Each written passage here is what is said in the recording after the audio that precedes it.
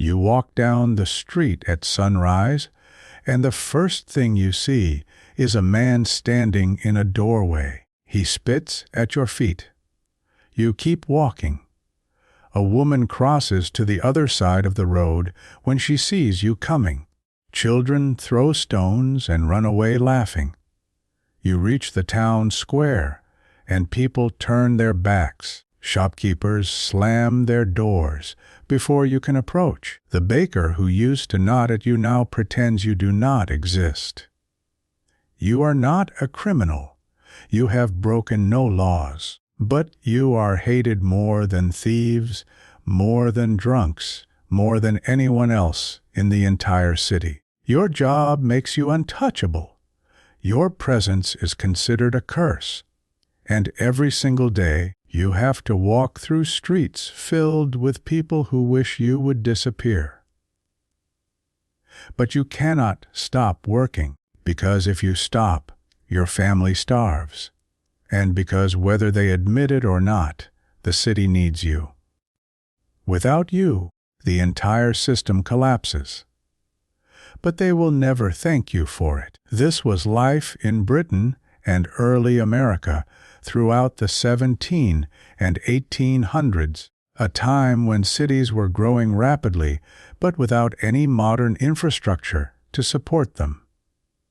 Populations swelled, industries expanded, but basic services lagged far behind. One of the most critical problems was debt collection. In an era before credit scores, banks, or standardized contracts, people borrowed money constantly. They borrowed from landlords, merchants, money lenders, and each other. But when they could not pay, there was no automated system to handle it. Someone had to go door to door, demand payment, and if necessary, seize property or drag debtors to court. That someone was the bailiff or debt collector. These men were hired by creditors, courts, and local authorities to enforce debts and evictions. The job was legal, necessary, and despised. Bailiffs had the power to enter homes, take possessions, and ruin lives, and everyone hated them for it. They were blamed for poverty, homelessness, and family destruction. Bailiffs were spat on, attacked, and publicly cursed. But the job paid steadily, and in a world where most work was unstable and dangerous, that made it attractive to desperate men who had no other options. His name was Henry. He was 42 years old when he became a bailiff. He had spent most of his adult life working in various trades, never quite finding stability. He had been a dock worker, a shop assistant, a delivery driver, but every job ended eventually. He had a wife and 3 sons, and they were barely surviving on irregular wages. When a local magistrate offered him a position as a bailiff, Henry hesitated. He knew what bailiffs did. He knew how people saw them. But the pay was consistent, better than anything he had earned before, and the position came with legal protections. Henry needed security. His family needed security. So he accepted. He was given a ledger of outstanding debts, a badge that granted him legal authority, and a list of names. He was told to collect what was owed or seize property equal to the debt. The magistrate warned him that people would hate him. Henry nodded. He thought he understood. He did not. Henry's first job was to collect rent from a family 3 months behind. He knocked on the door of a small, cramped apartment in a working-class district. A woman answered. She had a baby in her arms and 2 young children clinging to her skirt. Henry introduced himself and explained why he was there. The woman's face went pale. She begged him for more time. Her husband had been injured and could not work. They had no money. Henry had heard these stories before in his own life. He sympathized. But his job was not to sympathize. His job was to collect. He told her she had 2 days to pay, or he would return to seize property. The woman started crying. The children started crying. Henry left feeling sick. But he returned 2 days later. The woman had not paid. Henry entered the apartment and began taking inventory. A table, 2 chairs, a cooking pot, blankets. Everything had value. Everything could be sold to cover the debt. The woman screamed at him. The neighbors came out and shouted. Someone threw something that hit Henry in the back. He kept working. He loaded the items onto a cart and left. That was his job. Over the following weeks, Henry repeated this process dozens of times. He knocked on doors. He demanded payment. He seized furniture, tools, clothing, anything that could be sold. Some people paid immediately, terrified of losing their belongings. Others could not pay and watched helplessly as Henry took everything they owned. Some begged. Some threatened. Some just stood there in silence, broken. Henry tried to stay detached. He told himself he was just enforcing the law, just doing his job. But detachment was impossible. These were real people losing real things. A man whose carpentry tools were taken could no longer work. A family whose blankets were seized would freeze in winter. Henry was not just collecting debts. He was destroying lives, piece by piece, day after day. And the city hated him for it. People spat at Henry constantly. It happened multiple times a day. He would be walking down the street, and someone would step forward and spit directly at him. Sometimes they yelled insults. Sometimes they just spat and walked away. Children threw mud, stones, and garbage. Shopkeepers refused to serve him. The butcher who had sold him meat for years suddenly claimed he had nothing available.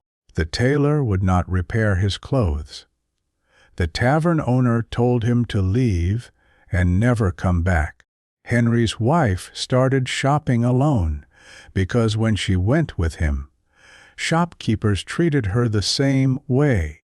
His sons were bullied at school.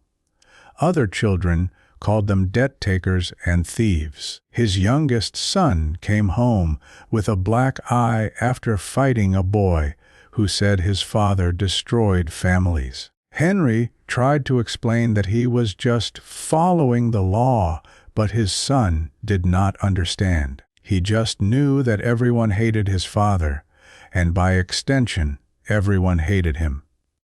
Henry stopped attending church. The priest never said anything directly, but the congregation made it clear he was not welcome. People moved away when he sat down. No one spoke to him after services. He felt their judgment, their disgust, their hatred.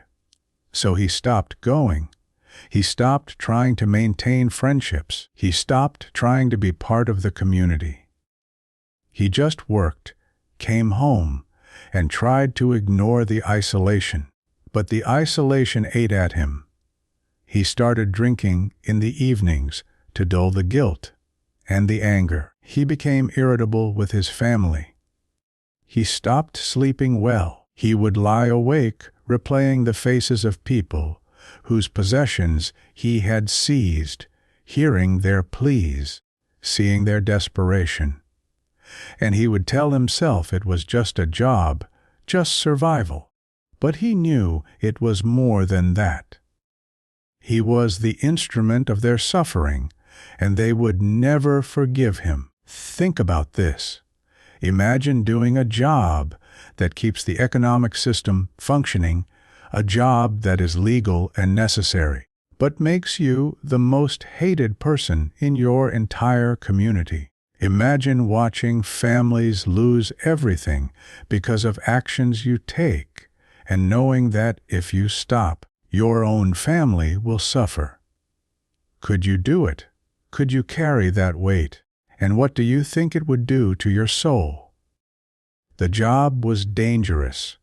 Henry was threatened regularly. Some debtors warned him that if he came back, they would hurt him. One man tried to attack him with an axe when Henry arrived to seize his plow. Henry barely escaped. He reported the incident to the magistrate, but nothing happened. Threats were considered part of the job. Another time, Henry was ambushed by a group of men in an alley. They beat him severely, breaking 2 of his ribs and leaving him unconscious in the street. When he woke, his badge and ledger were gone. He recovered them later, but the message was clear. People wanted him gone. He was not safe anywhere. Henry started carrying a heavy stick for protection. He learned to watch for ambushes, to avoid certain streets, to move quickly.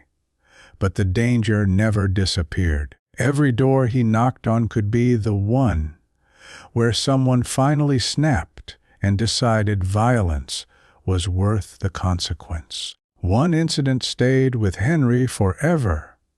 He was sent to evict a family who had not paid rent in 5 months. The landlord wanted them out immediately. Henry arrived at the house with a constable for backup. The father was a laborer who had been unemployed for months. His wife was sick. They had 4 young children. Henry knocked and announced the eviction. The father opened the door and just stared at him. Henry explained that they had 2 hours to gather their belongings and leave. The father did not argue. He did not beg. He just nodded and closed the door. 2 hours later, Henry returned. The family was standing outside with a few bundles of clothing. That was all they had. They had nowhere to go, no family to take them in, no money for shelter. Henry watched them walk away down the street, the children crying, the mother leaning on her husband for support. He filed the eviction paperwork and moved on. 3 days later, he heard the mother had died.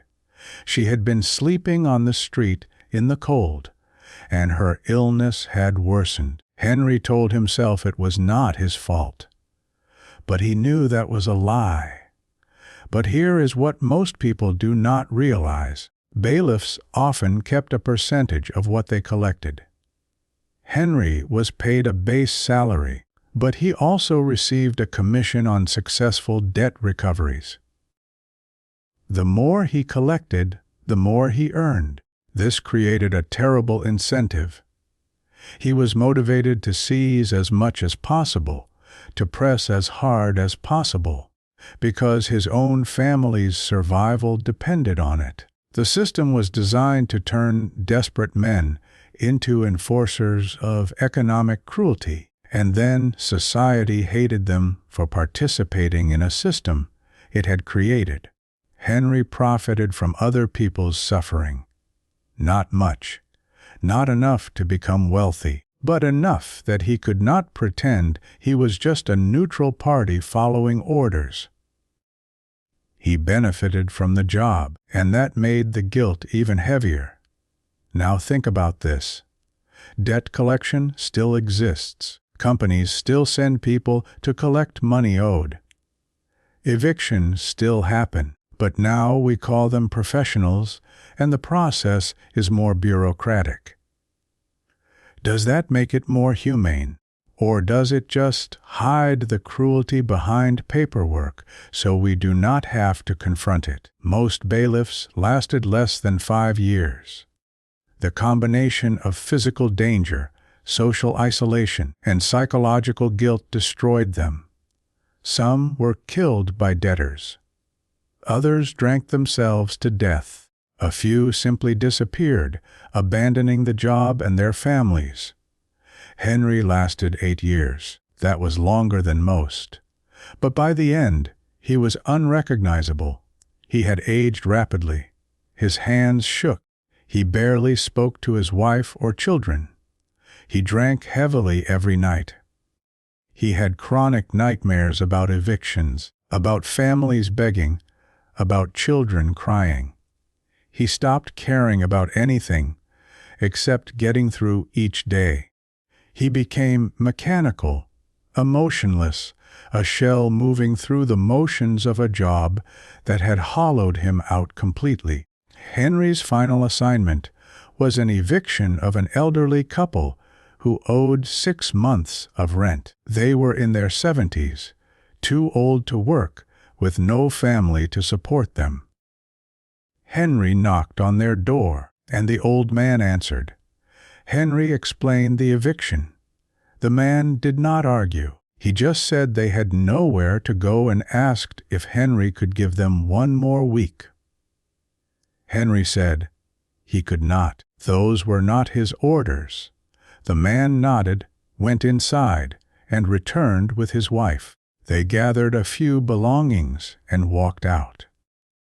Henry locked the door behind them and handed the key to the landlord.